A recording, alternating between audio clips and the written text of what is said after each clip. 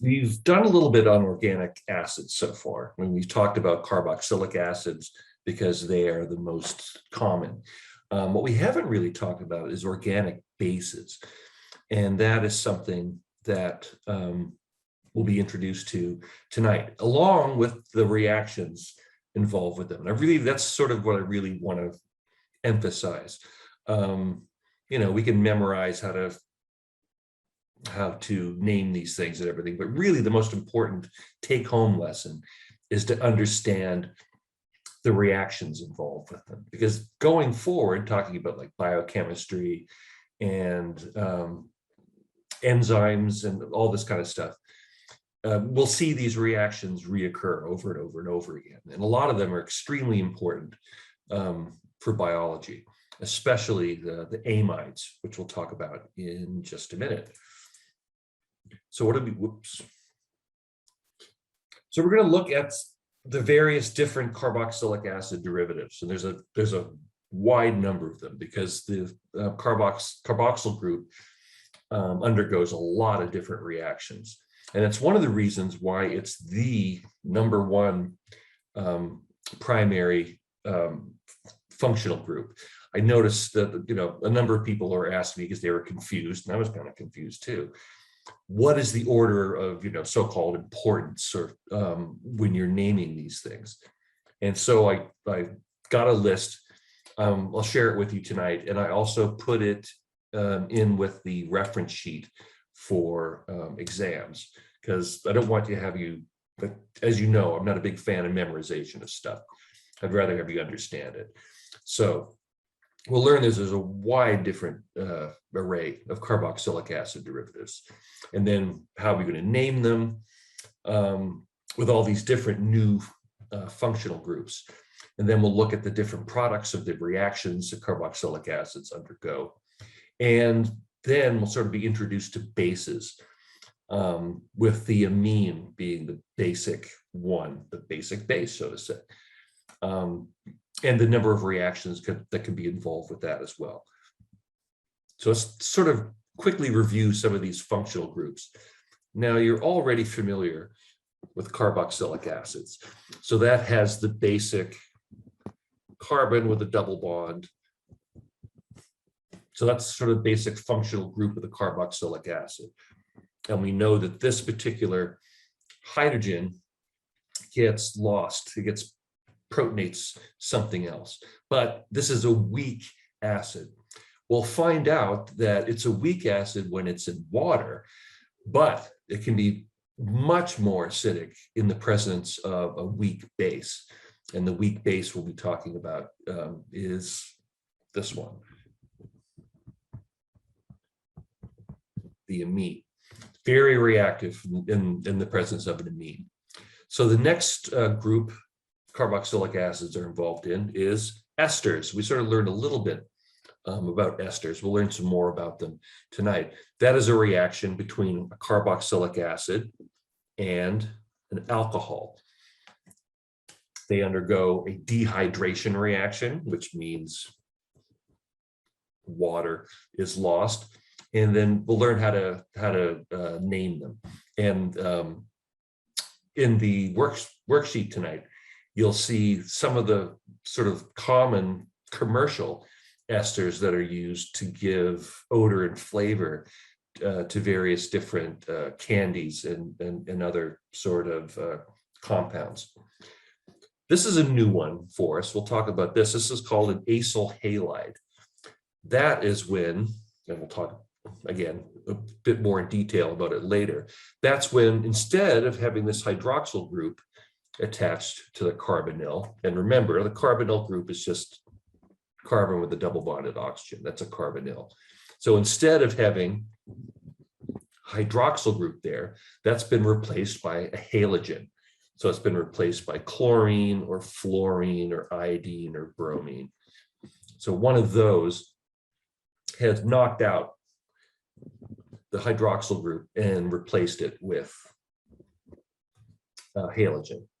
And then finally, amides, which are a reaction between, again, carboxylic acids and our amines. And these are some of the examples. These are all with propane root, 3 carbons. So if we have 3 carbons in a carboxylic acid, that's propionic acid, that would be the proper scientific name. If it has been attached to methanol in an esterification reaction, we would call it methyl propanoate, and we'll go over the rules for that. Basically, we name the alcohol first, put the alcohol as a substituent in front, and then we put the acid as the sort of family at the end. And then propyl chloride, 1, 2, 3, propane, we change it to propyl, and we say which particular halogen it is. And then when we're dealing with amides,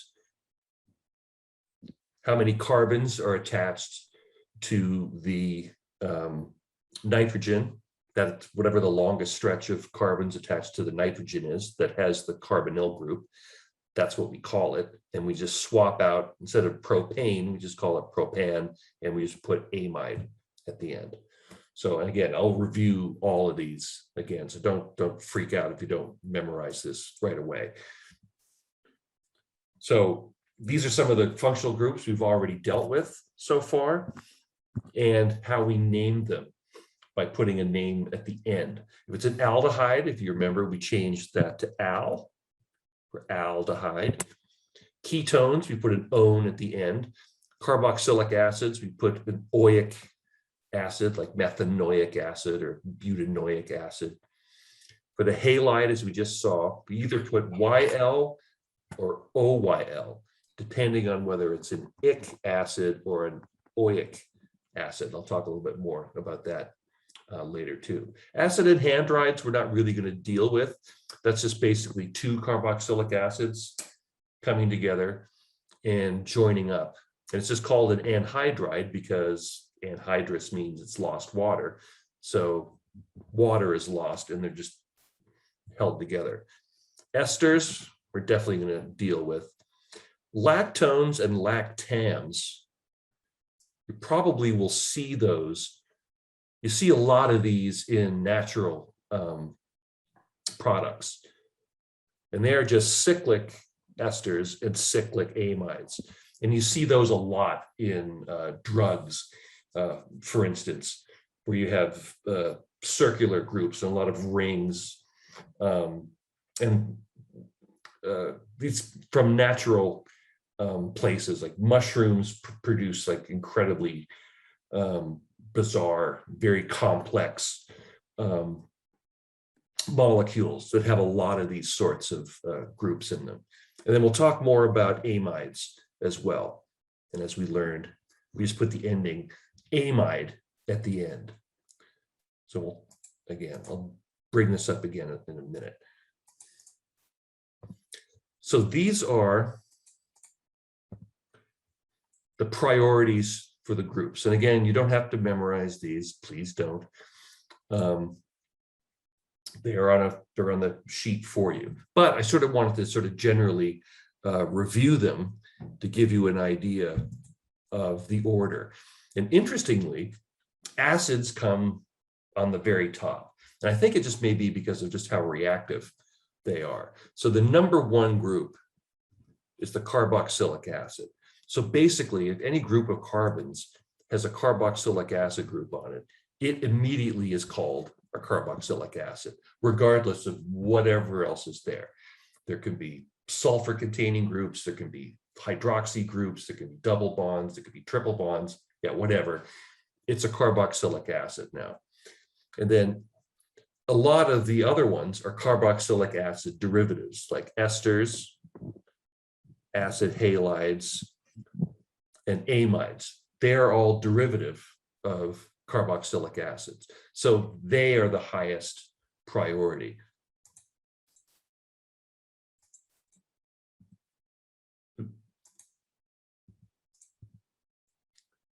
Next would be aldehydes. So then we go from the acids into continuing on the oxygen front. And again, these sort of basically follow the rule of reactivity. Aldehydes are very reactive. Ketones are pretty reactive. And then we keep going down. Alcohol's not as reactive.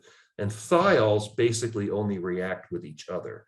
You don't see a whole lot of other reactions with thiols. And then at the very bottom, we have the base, the amine. So it sort of goes in the order of acids, oxygen, other oxygen-containing groups, and then base at the bottom. And then there's certain groups that really sort of are always just considered substituents. And, oh, didn't mean to do that, sorry. Let me go back. And then there are other groups that basically are always prefixes. They're always substituents. And these are when you have a halogen, for instance. So if you have bromine or chlorine or fluorine or iodine attached, those never get a name to themselves. They're just a substituent on a group of carbons. Find the longest group of carbons, and then that's the family name or the root name. And then we just say bromo, chloro, fluoro, or iodo is a substituent on it. One that we haven't really run into too much is called an alkoxy group. And that is when you have an oxygen attached, basically like an ether linkage with a relatively short carbon chain on it. Now, basically, you'll name them that if you have something more important, like it's a carboxylic acid or something else, and you just have a short carbon group, 1 or 2, maybe 3 carbons, and this would just be called methoxy. If it was 2 carbons, we would call it ethoxy, and if it was 3, we would call it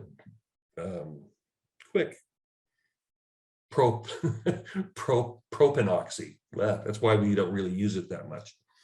And then at the bottom, nitro. We haven't really talked about nitro groups.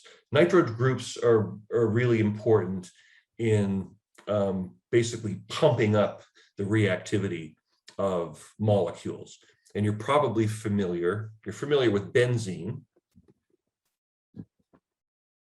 And you know that benzene isn't particularly reactive. In fact, it's really not that reactive at all. If we put a methyl group on it, we then call it toluene. And it's still not very reactive. But if we put 3, oh, one there, put it in the wrong place. If we put 3 nitro groups on it, 1 there, 1 there, and 1 there, then it becomes trinitrotoluene.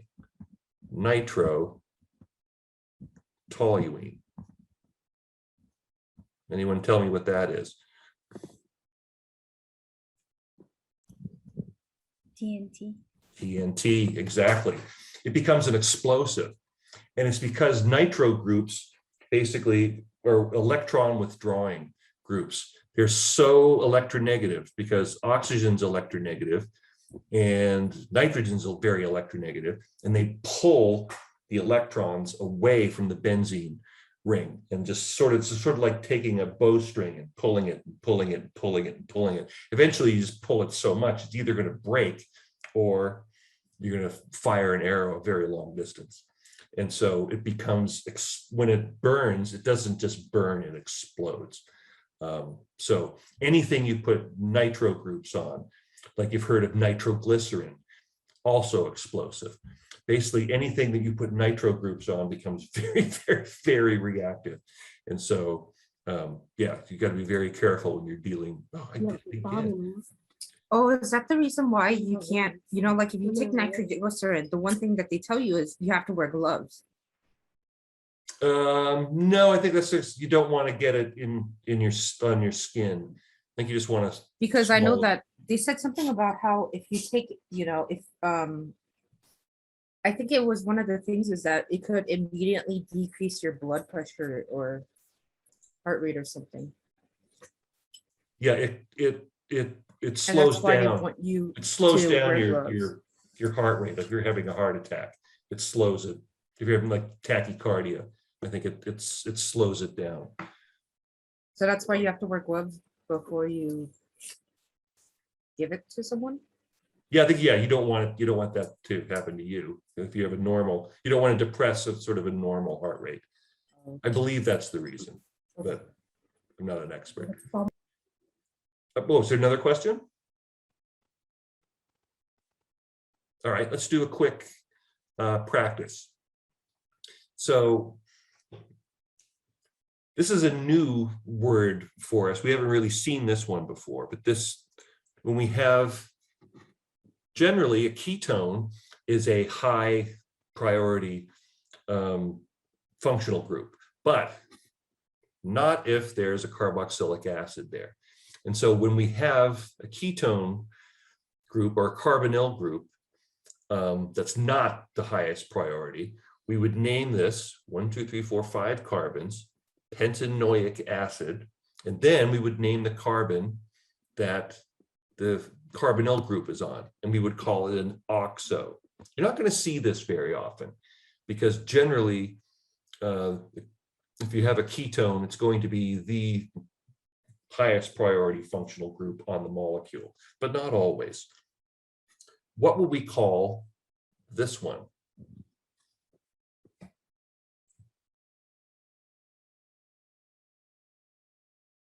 Is there anything there that would tell us we have to change the name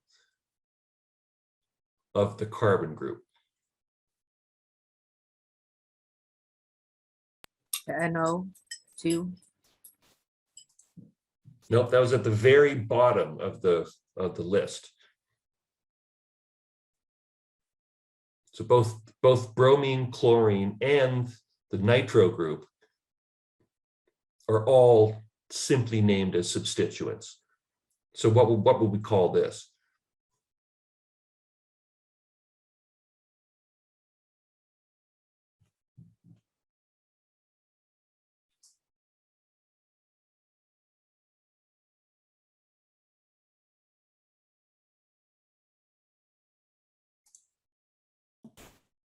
One bromo, 4 chloro, nitroheptane.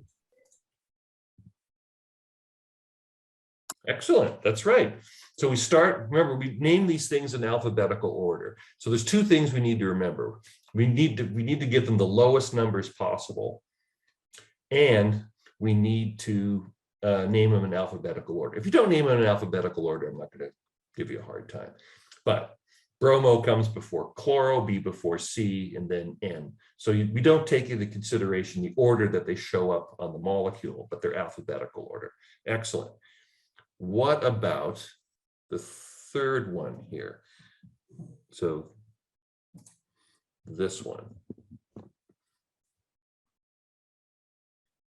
What would be the root for that? Cyclopentane. It's a cyclopentane, but it has two substituents that would cause us to change its name.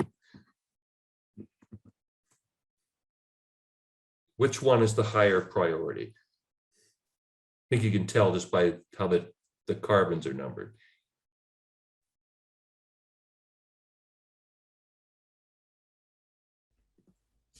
Is that a carboxylic acid? It is not, because those are separate carbons. There's a carbon here and there's a carbon there. So one of them is a carbonyl and the other one is an alcohol or hydroxy. It looks like one though, doesn't it? To be a carboxylic acid, you have to have the same carbon attached to both the hydroxyl and the carbonyl. Those are separate. But yeah, it certainly looks like it. You want to take a stab at that one. Is that a ketone? It is I a mean- ketone. Mhm. So instead of cyclopentane, it would be cyclopentone. And then we just name the other group.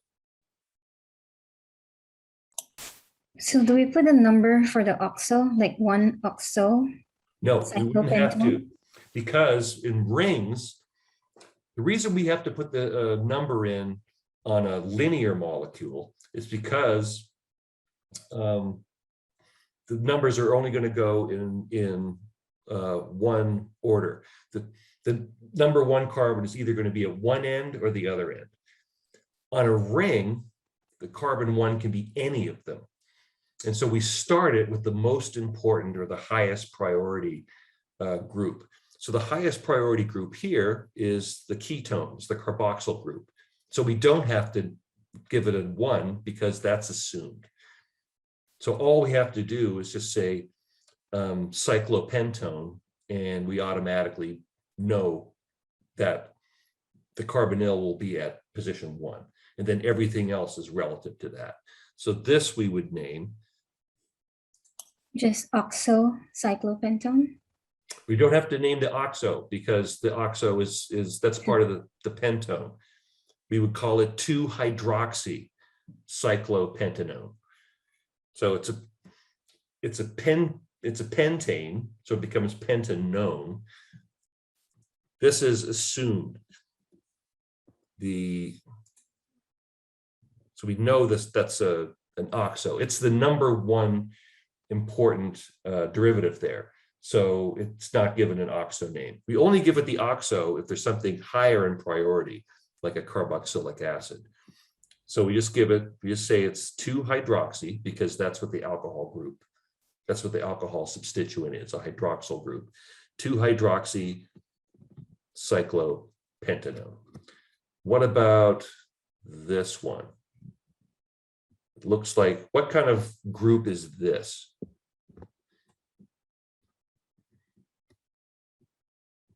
Wouldn't this one be carboxylic acid? Nope, because we don't have carboxylic acid would look like this, would have a hydrogen at the end. This doesn't have a hydrogen at the end. It has a carbon. Oh, It has an ethyl. Ether? Is that So it's ester? an ester. That's right. It's an ester. And so with an ester, we start out with the alcohol name, followed by the acid name. And then if there's any other substituents, we would put that in the front. So which alcohol is this? Is that sulfuric acid? No, I was asking which alcohol is attached here. What alcohol would that be? It's got 1, 2 carbons in it. secondary. Ethyl alcohol? Ethyl alcohol, or yeah, ethanol. So we would call that ethyl. And then we would name the acid. The acid has 1, 2, 3, 4 carbons in it. So what would we call that?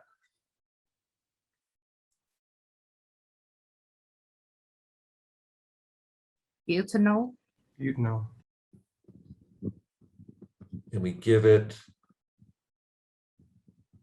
08 at the end. So ethyl butanoate. And what about this? You still need to put that somewhere. What group is that? Who is paying attention? It's got a special name. Is that thiol? It's a thiol. It's a thiol. The molecule is a thiol because it has this group. The actual group itself isn't called a thiol group, though. Mercapto? It's called mercapto. That's right. It's a mercaptan. Mercaptan. So the whole name then would be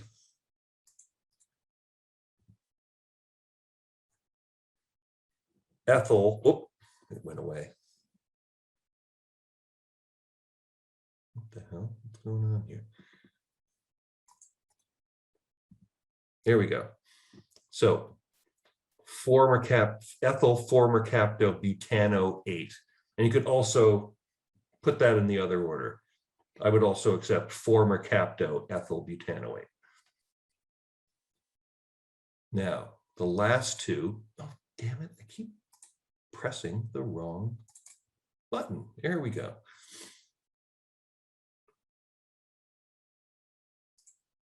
So the last two, oh, so here we've got a double bond and an alcohol group.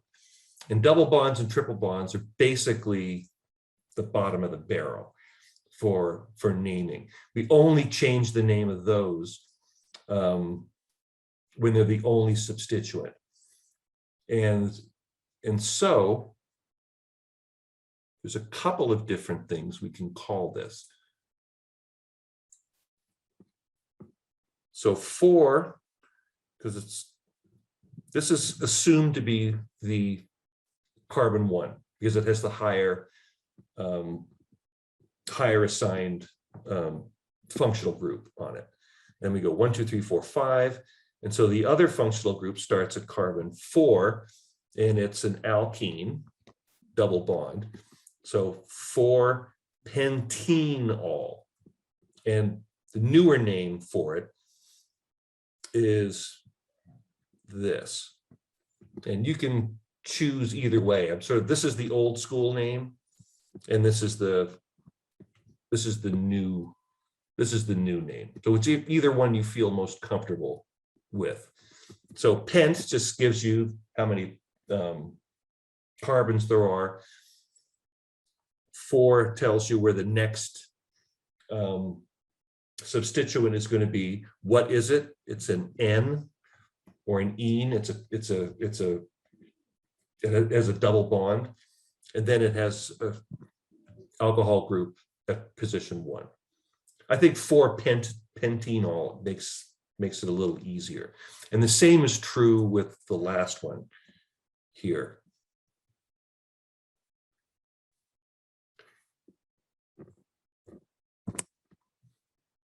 "5-chloropentine" is fine because it's an alkyne.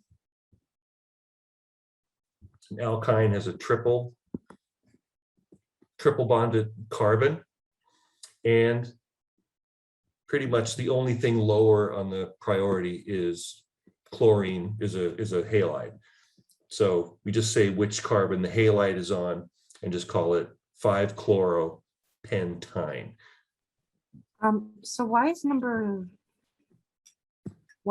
4-pentanone, why is the OH priority to the double bond versus the last example, the triple bond, its priority over the chlorine? Because the chlorines, the halides are at the bottom of the barrel. They're at the very lowest. The halides and nitro are pretty much at the very bottom. So the double and triple bond are just above those. Because we never change the name of a molecule based on whether there's chlorine there. So if it's pentane with a chloro, we call it chloropentane. We don't call it pentanyl or something. We never change the name of it.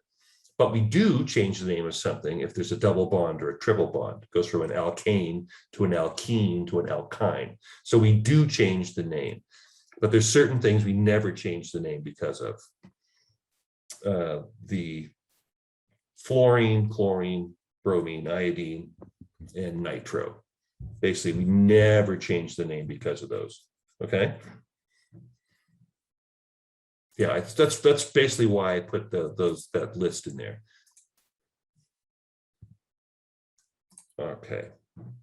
So let's look at the carboxylic acids. We know a little bit about them, but we need to know more about their derivatives and the reactions that they undergo. let's look at some of the properties because we're dealing with this on our workshop tonight.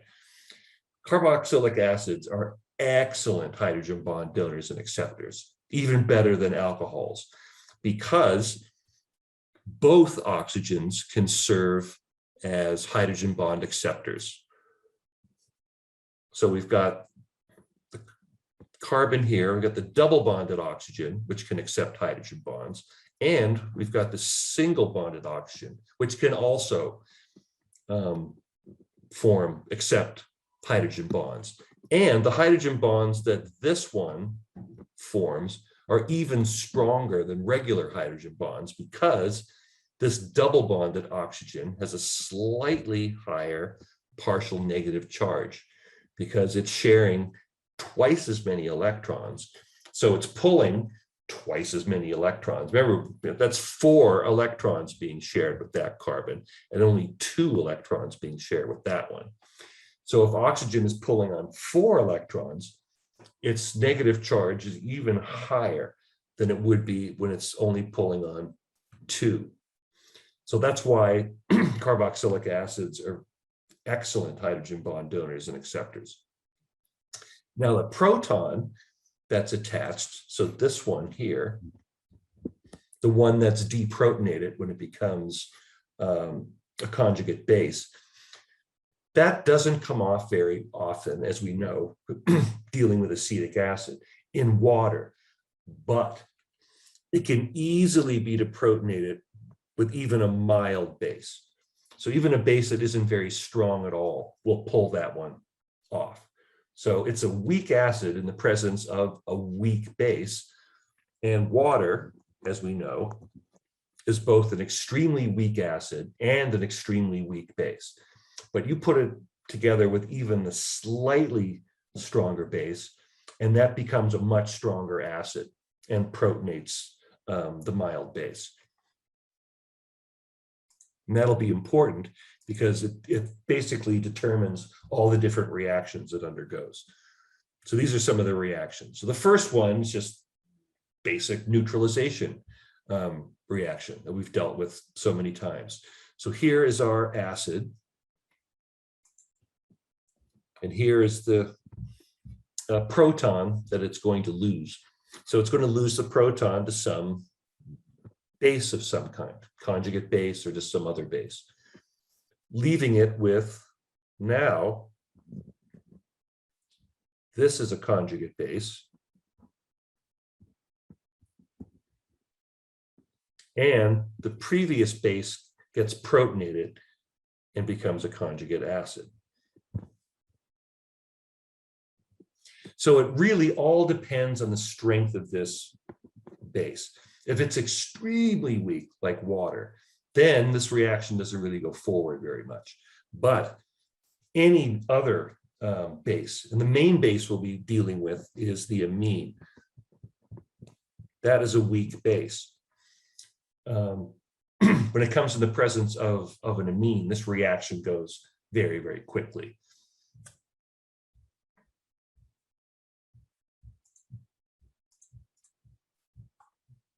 Man, I'm having a hard time with my computer tonight.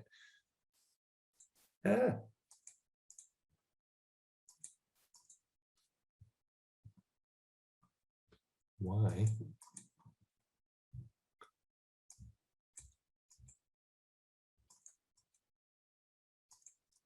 There we go. And it's not letting me change back and forth. Okay. So the acyl halide. So this reaction is carboxylic acid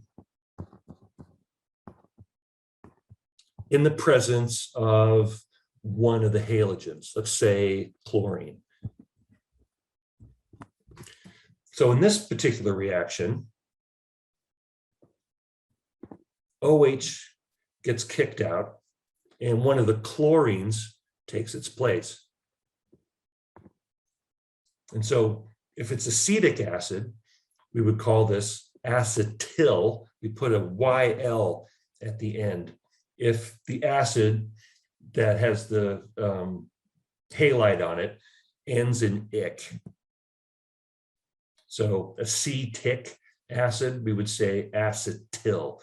If it's an oil, we use oil when the acid ends in OIC, like benzoic acid. So benzoic acid becomes benzoyl rather than benzic. That sounds kind of weird. So benzoyl iodide.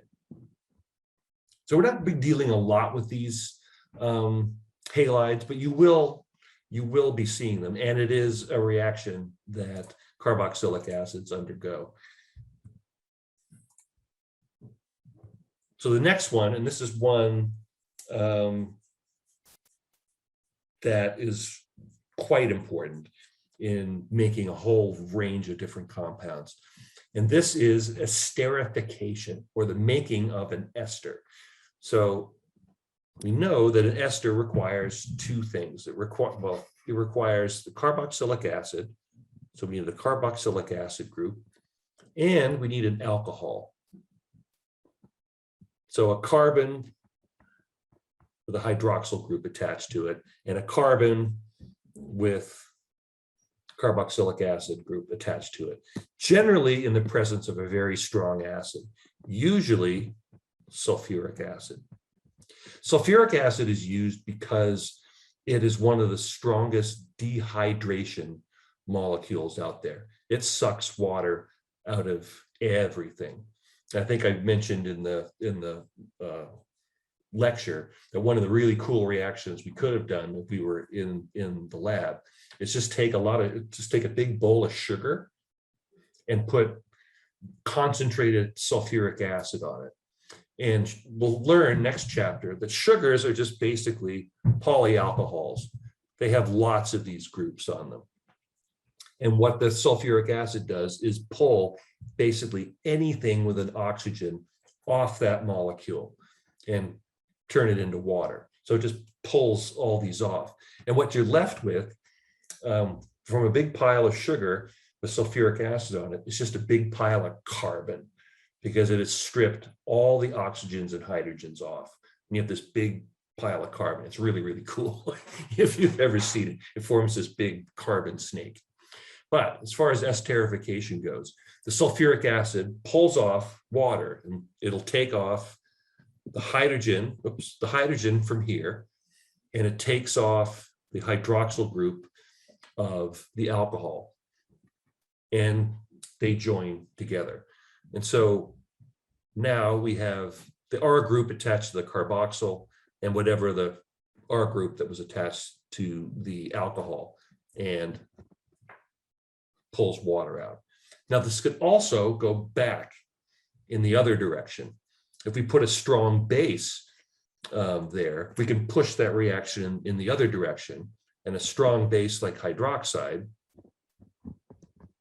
will react here and break the ester and reform the carboxylic acid and the alcohol. So it is a reversible reaction.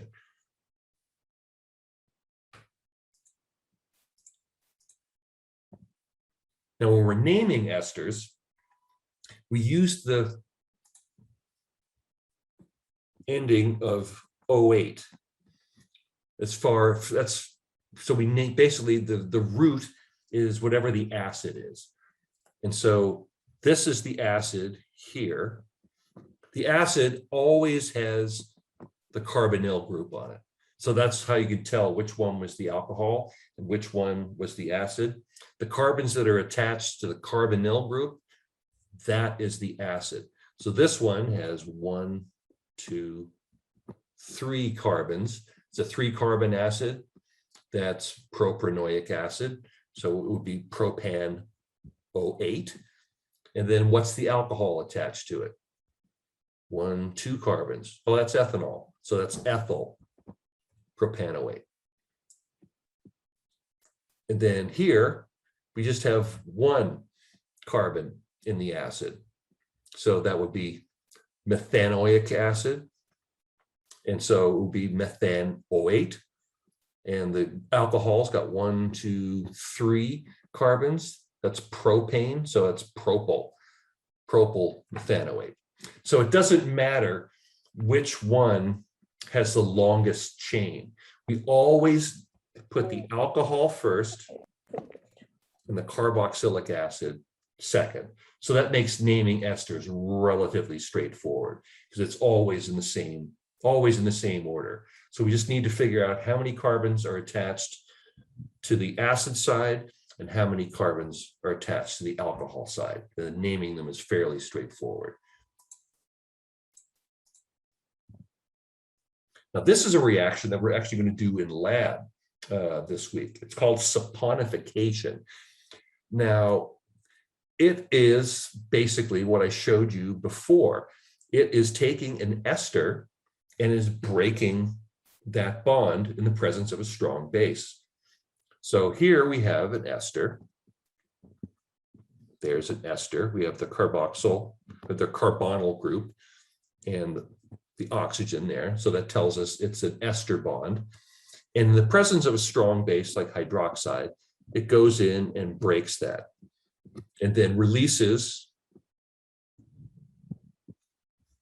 the conjugate base of the acid, because it's not going to be protonated because we're in the presence of a strong base. So that strong base is not going to put hydrogen back on. It would just take it.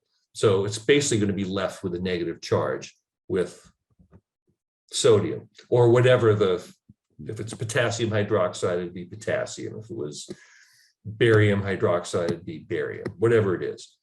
And then it would release the alcohol.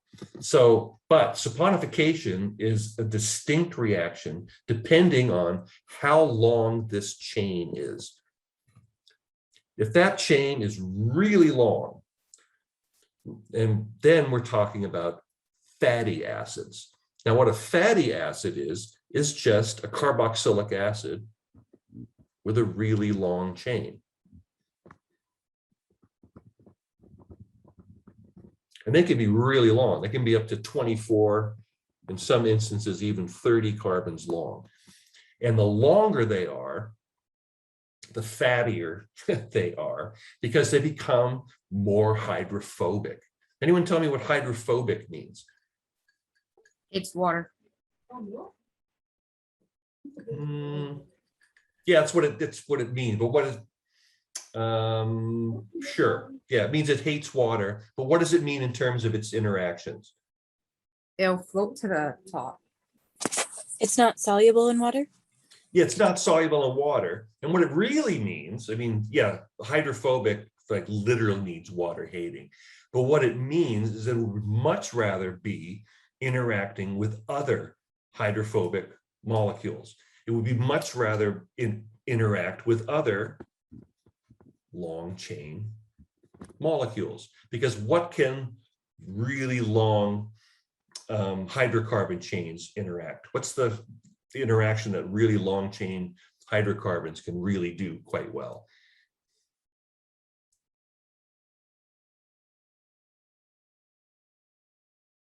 LDF. LDF, yeah, London dispersion forces, because that's the only one they can do. They're non-polar. They're really non-polar. So there's no polar-polar interaction. There's no dipole interactions. There's no hydrogen bonding. So the only thing they can do is London dispersion forces. But these really long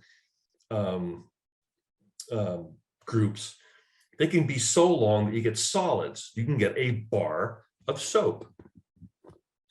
Why is it a bar? Why is it a solid bar of soap? Because these long hydrophobic chains are long enough that that interaction is so strong that it's a solid at room temperature. So that's when you get a bar of soap. When they're shorter, you get liquid soap. So if we cut down on the size of these chains, if we go down from, like, say, a 24 carbon chain to like a 12 carbon chain, then it's strong enough to keep it together, but it's not so strong that it would be a solid at room temperature.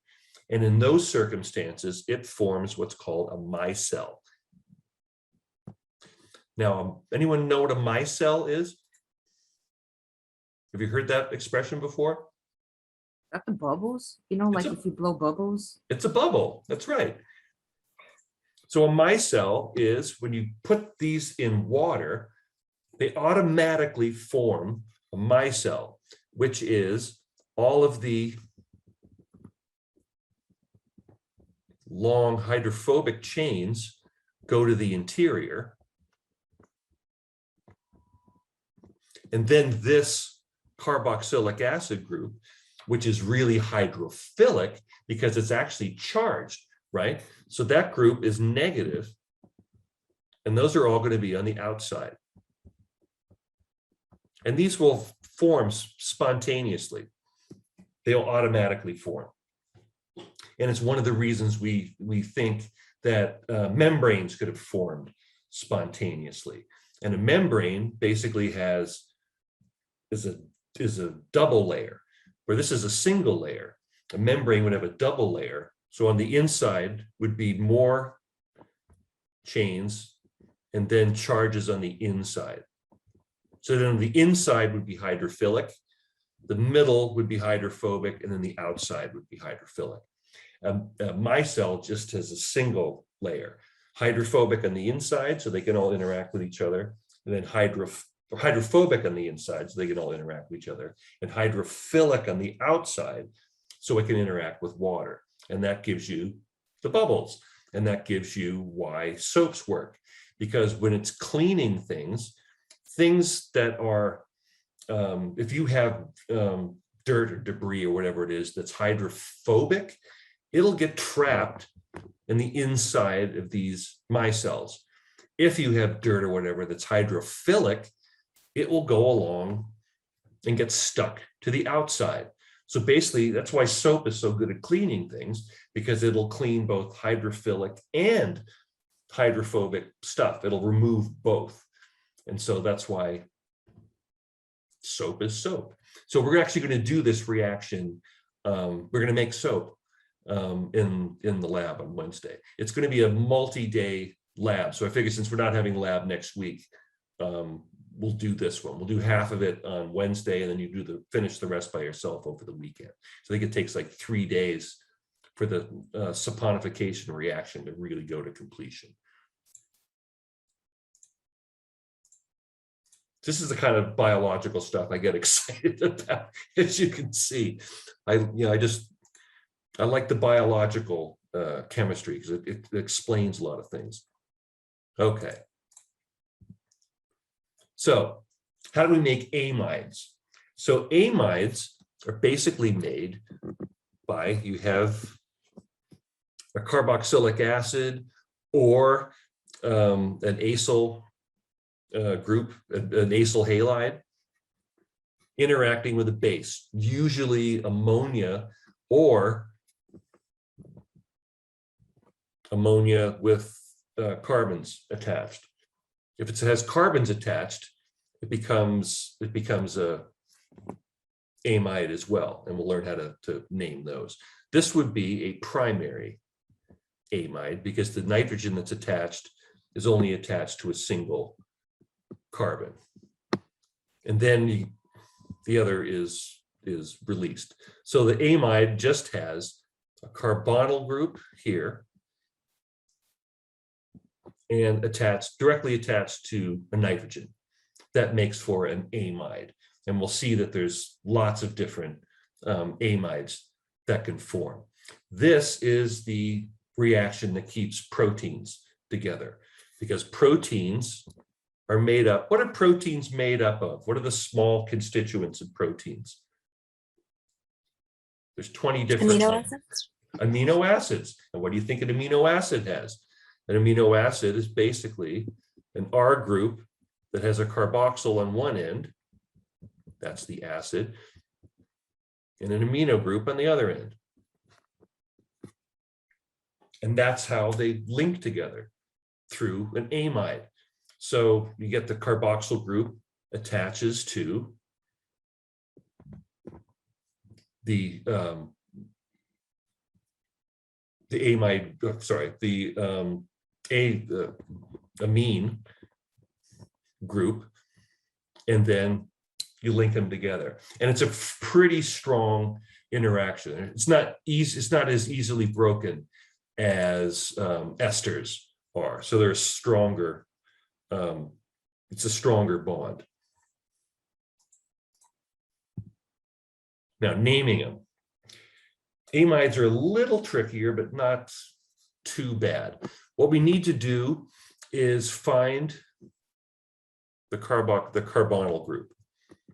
So the same thing. We need to that will become the basis of the name. So in this instance, we have 1, 2, 3, 4 carbons. So butane, butanamide. And then we have to say what's going on with the nitrogen. If there's nothing attached there, then we're done. Then it's just butanamide, finished. Or we could call it like, 1 butanamide to let you know that the amide is at the end. If the nitrogen has anything attached other than hydrogens to it, we have to say what they are. And we start by saying N. N just says this is something attached to the nitrogen. And on this particular nitrogen, you can see it has a methyl group and it has an ethyl group. Ethyl comes before methyl, and so it's N-ethyl, N-methyl butanamide. This is the same thing, except instead of a methyl group and an ethyl group, it has 2 ethyl groups. So we would call that one NN, because they're both attached to the nitrogen, diethyl, 1, 2 ethyl groups, also butanamide. Okay, we'll have a lot of practice doing these. Let's look at the bases, because really we've done a lot of the acids. And the main base we're going to be dealing with is just amines. And as it says right here, amines are basically any compound where you have nitrogen bonded to hydrogen and or carbon. So this is just ammonia, NH3. That's an amine because it has nitrogen bound to hydrogen.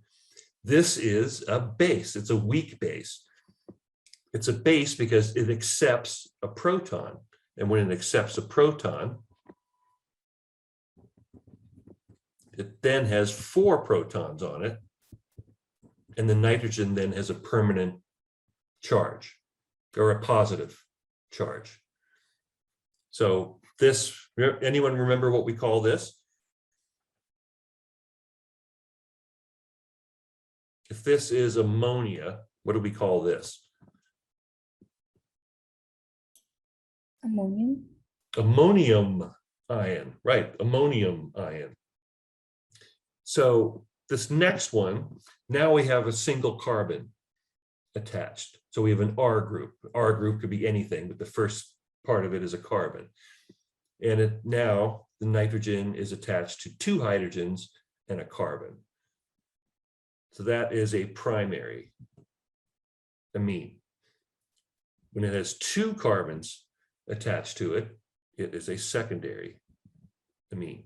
When it has 3 carbons attached to it, it's a tertiary amine. And when it has 4 carbons attached to it, it's a quaternary amine. And this positive charge is now permanent, because basically that it's very difficult to break the carbon-nitrogen bond. So that charge basically isn't going anywhere. And that just stays permanently charged positive. And you usually see it associated with like either a chloride or a fluoride or a bromide, something like that. Something small that will form an ionic bond with the positively charged nitrogen. So those are our amines. So naming amines, what we're looking for when naming amines is what's the longest chain of carbons that has the nitrogen attached to it. And we start with that as our root. So this first example we've got 1, 2, 3, 4 carbons. That's butane. So the simplest name would be butanamine. Or another, it's also referred to as a butyl group. So some people call it butylamine. I would just call it butanamine. And another name that people can also give to it is just call it butane with an amino group on it. But generally we change the name when it's an amine. So butanamine would be the proper name here. So the second one here, we've got, what's the longest chain of carbons we can say is attached to the nitrogen? Well, any way you pick it, it's 3. It's either 3 going this way or 1, 2, 3 going that way. So it's 3. So that would be propane, propanamine. So we would say it's 2-methyl because it's attached, we have a methyl group attached to carbon 2, and it's 2-propanamine because our amine is attached to carbon number 2. So 2-methyl 2-propanamine. Now it gets a little trickier when we start putting carbon groups on the nitrogen. So these two don't have any carbons on them or attached directly to the nitrogen, other than the one that's connecting it to the rest of the molecule. So they both have 2 hydrogens. This one only has 1. So this one has 2 carbon groups attached to it. So we figure out which one's longer. So this one just has 1 and this one has 3. So the 3 is longer. So we would call it propanamine. And then we would have to say, what else is attached to the nitrogen? Well, it has a methyl group. So N-methyl propanamine. Okay. So like I said, we'll do a lot of these. We'll have a lot of practice. They won't seem as scary. So basically, what I want to show you when you're naming amines is you find the nitrogen, and then you see what's attached to it. What's the longest carbon? So if I just had methyl, methyl, hydrogen, what would I call that?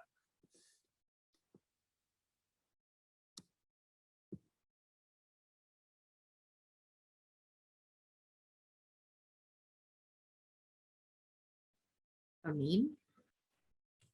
Or are you saying that there's? It's an amine. So what would I call it though? What's the longest carbon group that's attached to it? I just have 2 methyl groups.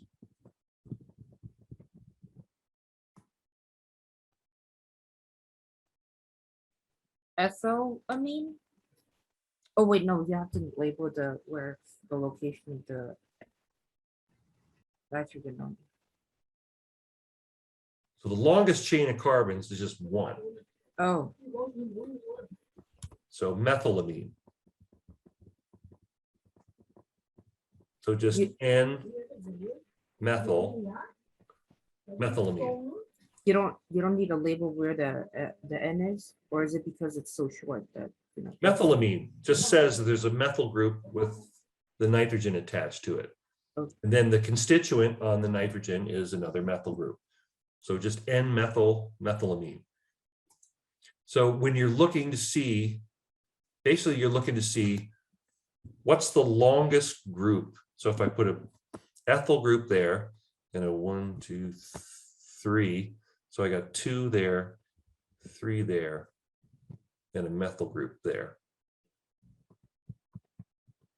So the longest one attached to the nitrogen is 1, 2, 3 carbons. So that what's my root for 3 carbons? Propane. Propyl, right. So propanamine. That's going to be my root. So what else is attached to the nitrogen? I've got a methyl and I've got an ethyl. N-ethyl, N-methyl propanamine. So that's basically how you go about with those. Whatever the longest group is. Now, let me throw a curveball. Let's say you've got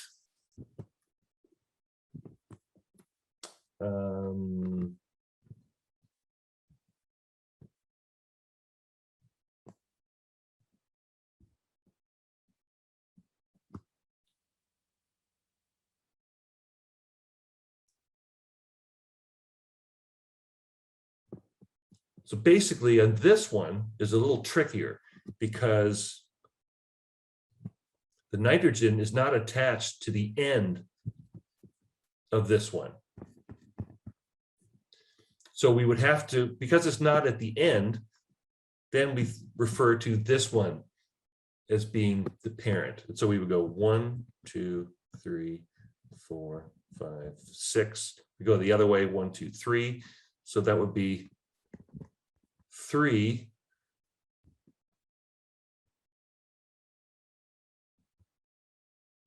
hexamine and 1, 2, 3, 4, 5, 6, 7, 8. 3 N-octyl 3 hexamine. So unless it's at the end, then we don't, if it's at the end, then we just look at who's got the longest. If on the other hand, it's attached to the middle of one of the, of a carbon chain, then that takes priority. And we call that hexamine. So That may not happen very often. why would the hexamine be the parent and not the other one with the longer carbon chain? Because it's not attached at the end. It just makes the naming simpler. Basically, for N, we wouldn't put, I mean, I'll look this up, but I'm pretty sure we wouldn't name it N3 hexyl octamine. I don't think that's how it, but I'm sure that's the problem with naming these things. If you look these up, you'll see people call them all sorts of different things. So if you did call it that, I wouldn't mark you wrong, as long as you got the numbers right. Because when I look these things up, I see them both ways. But this is the more proper way, but I've also seen it marked the other way as well. So naming these things is a little confusing because there's a lot of different rules out there, and I'm trying to, find out which one is the most correct. But this is generally considered the easiest way to name it. If you wanted to name it the other way, that would also be fine.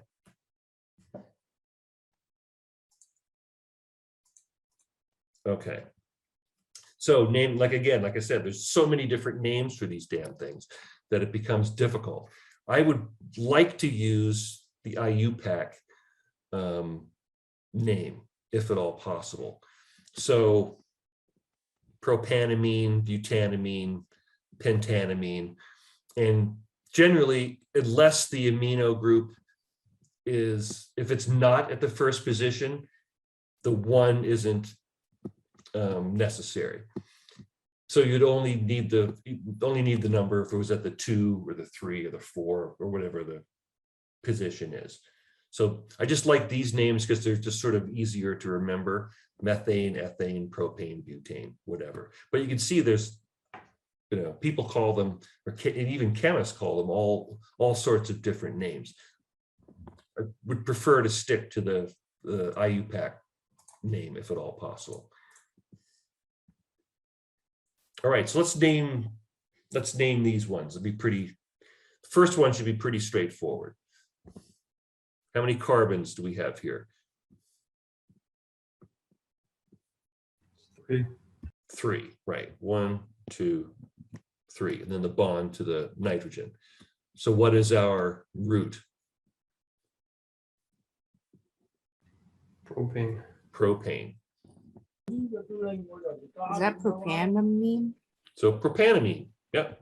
And then it'd be Propanamine. primary, since there's only one carbon that's connected. Right, exactly. So that would be a primary amine. What about the second one?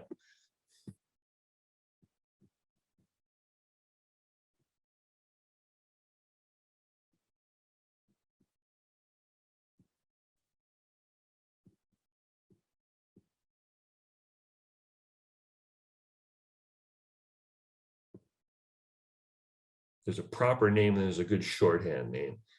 So what are the groups attached to the nitrogen? They're all the same. How many carbons in each one? 2. 2, right. So there's 2 there, there's 2 there, there's 2 there. So what are those groups called? Ethyl groups. Those are ethyl groups. So what would be a real short name for this?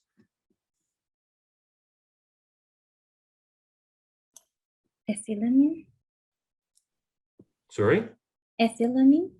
Ethylamine. But we have 3 groups. So what should we call it? Try. Triethylamine. Excellent. Now you could also call it N,N-dimethylethylamine, but it's much easier just to call it triethylamine because there's 3 ethyl groups. They're all in the same place. But you could also call it N,N-dimethylethylamine. But since they're all the same, it's much easier just to say triethylamine. Now this one's a little tricky because these are,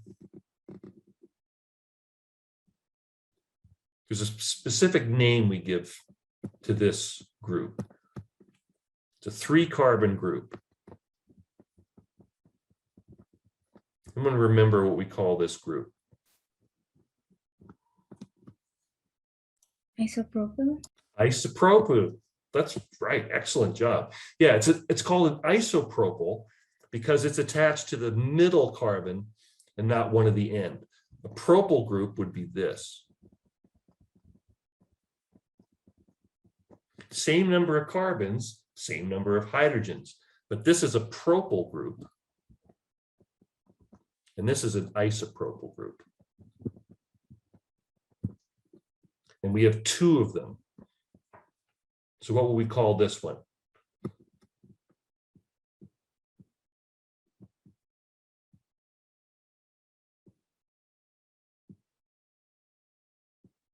Use the same rule you used over here. The diisopropylamine. Yeah, that's a mouthful, huh? Diisopropylamine. That. Great job.